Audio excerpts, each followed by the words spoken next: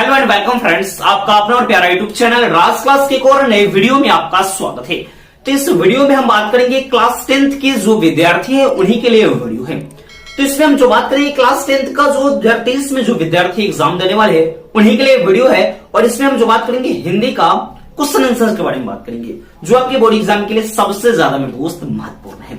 क्योंकि यह जो वीडियो है ना, आपको प्रथम पाली दूसरे पाली, कभी कभी स्टूडेंट कमेंट करते हैं कि सर यह वीडियो किस पाली के लिए, प्रथम पाली की दूसरे पाली के लिए। तो मेरे भाई ये दोनों पालियों के लिए सबसे ज्यादा महत्वपूर्ण है यह वीडियो, बहुत ही। क्योंकि मैं 10 बजे 11 बजे 12 बजे रात तक इतने देर तक रात तक जग कर मैं आपके लिए वीडियो दे रहा हूं। क्यों दे रहा हूं कि आपके लिए जो महत्वपूर्ण प्रश्न है आप इसको प्रैक्टिस कीजिएगा, याद कीजिएगा, तो आपको बहुत अच्छा नंबर आएगा, बहुत ज्यादा नंबर। आप भी इंग्लिश बोलते टाइम अटकते हैं, इंग्लिश में बातें करते समय आपकी बोलती बंद हो जाती है।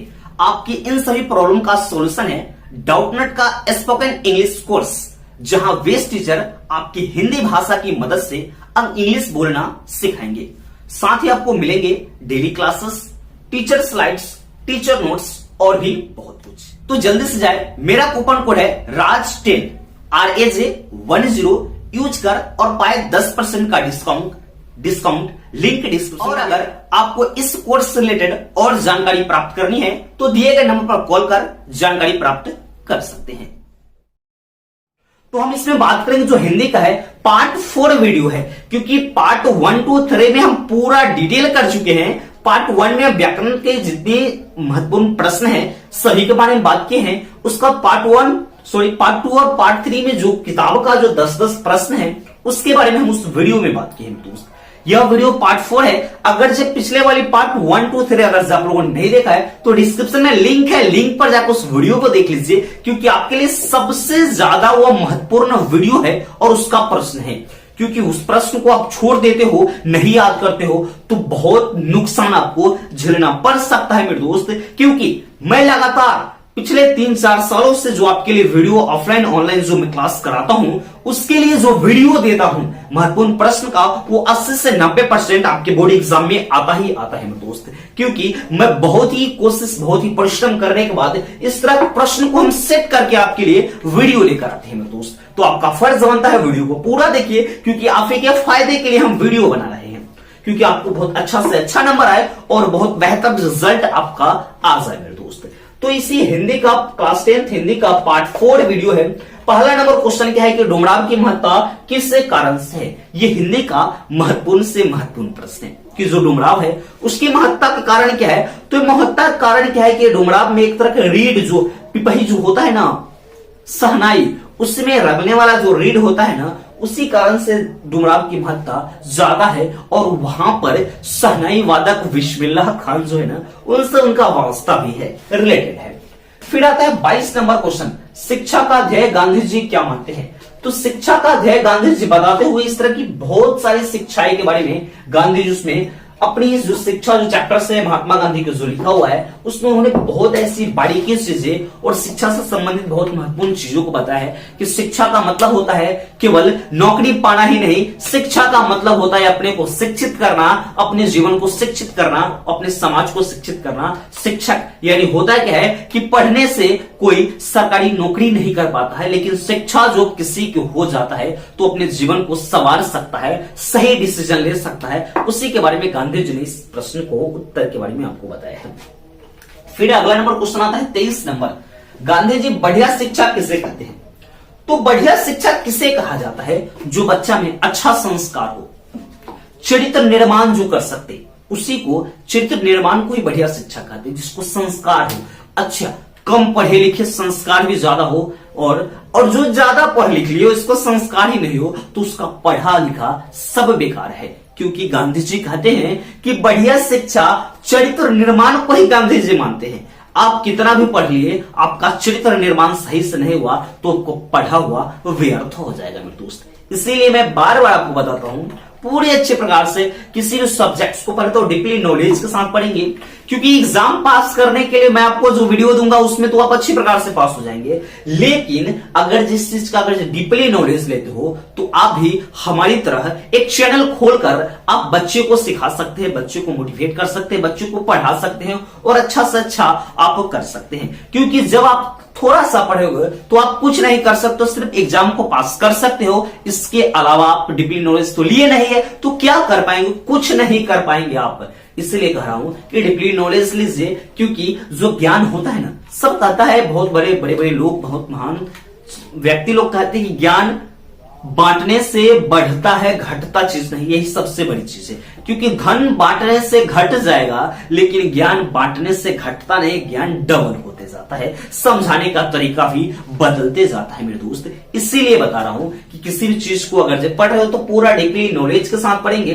किसी भी टीचर का वीडियो देखते हो यूट्यूब पर, कोई दिक्कत नहीं मेरे दोस्त, ऑफलाइन ऑनलाइन कुछ भी करते हो कोई दिक्कत नहीं, लेकिन कुछ न कुछ सीखा कीजिए आप। ये नहीं कि हमारा वीडियो देखिए कि हाँ सर तो बहुत अच्छा पढ़ाते हैं, बहुत महत्वपूर्ण क्वेश्चन भी देते हैं, कहीं भी जाते रहे वीडियो को देख लिए। बहुत सारे लोग कहेंगे वो राज क्लासेस का वीडियो देख रहे हो तो हाँ, आप वो भी कहेंगे सर तो अच्छा पढ़ाते हैं, लेकिन भैया आप पढ़वे नहीं कीजिएगा तो पास कैसे कीजिएगा, अच्छा नंबर आएगा कैसे, डीपली नॉलेज आएगा कैसे? नहीं पढ़िएगा, सिर्फ वीडियो को फिल्म लेखन, वही भोजपुरी गाना लेखन इसको सुन के रह जाइएगा तो नहीं होगा, आपको कोई समझ वाली बात नहीं होगा। इस वीडियो पर इंप्लीमेंट कीजिए, क्वेश्चन को समझिए, याद करने का प्रयास कीजिए, नोट्स बनाइए, क्योंकि बहुत 90% लोग जो है विद्यार्थी जो सही से नहीं पढ़ पाते, वो सिर्फ ट्यूशन पढ़ते हैं और स्कूल जाते हैं और सोचते हैं कि काम निकल जाएगा, घरे क्या पढ़े, घरे फ्री फायर पबजी मोबाइल पर अपना गाना वाना सुनते रहते, तो इससे काम नहीं चलेगा। क्योंकि अब समय आ चुका है, अब नहीं पढ़िएगा, क्योंकि आप तो सब दिन 10 महीना के आसपास मस्ती किए हैं, तो ये 2-3 महीना अगर जब आप नॉलेज नहीं ले पाते हो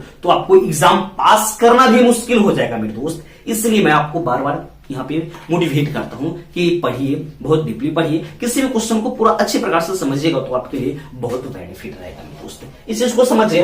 अब कह रहा है कि ये चैप्टर अगला जो क्वेश्चन है 24 नंबर, वाणी कब 20 के समान हो जाता है?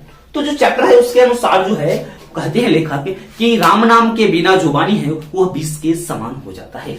फिर अगला नंबर क्वेश्चन, कृष्ण को चोर क्यों, बहुत बहुत महत्वपूर्ण प्रश्न मैं आपको दे रहा हूं, कृष्ण को चोर क्यों कहा गया है? यानी कृष्ण जो है राधा के मन को हर लेते हैं और उस तरह एक मनमोहक ऐसी चीज है जो सभी को मन को हर लेते हैं। इस तरह से उसमें कुछ आंसर अपना बना के लिखना है, इसलिए कृष्ण को चोर कहा गया है। ये नहीं कि वो माखन चोरा कर खाते थे, उसलिए नहीं, क्योंकि वह सबको मन को मोहित कर लेते थे, इसीलिए उसको चोर कहा गया है। फिर है कवि को भारत में भारतीयता क्यों नहीं दिखाई पड़ती है? तो भैया कवि को भारत में भारतीयता कहला कैसे दिखाई पड़ेगा? यहाँ का लोग अपने रीति रिवाज, अपने संस्कारों को, अपने जितने संस्कार है सभी को भूले जा रहे हैं। भैया यहाँ पर तो विदेश की नीति को अपनाया जा रहा है, विदेश की वेशभूषा को हम लोग अपना रहे हैं, तो कैसे यहाँ पे भारतीयता नजर आएगा? भाई भाईचारा का भाव यहाँ होता नहीं है, कोई किसी से मतलब रखता ही नहीं है, सब अपने आप में बिजी है, सब अपने आप में काम करता है, तो कैसे भैया भारतीयता यहाँ पे नजर आएगा? वही लेखक बताना चाहते हैं मेरे दोस्त। इस तरह की बात यहाँ पे आप लिख सकते हैं।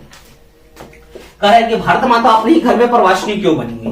तो प्रवासिनी बनने का कारण क्या है? यहाँ भैया बहुत हम लोग विदेशी नीति को अपनाते चले जा रहे हैं, इसीलिए ना भारत माता ये यहाँ पे कुंठित हो गई है, यानी उसको दुदकारा जा रहा है, इसलिए अपने घर में वो प्रवासिनी यानी गेस्ट के, प्रवासिनी मतलब कि गेस्ट जो होता है, अतिथि होता है, उस तरह भारत माता अपने ही देश में, अपने ही गांव में उद्भव हो चुकी है।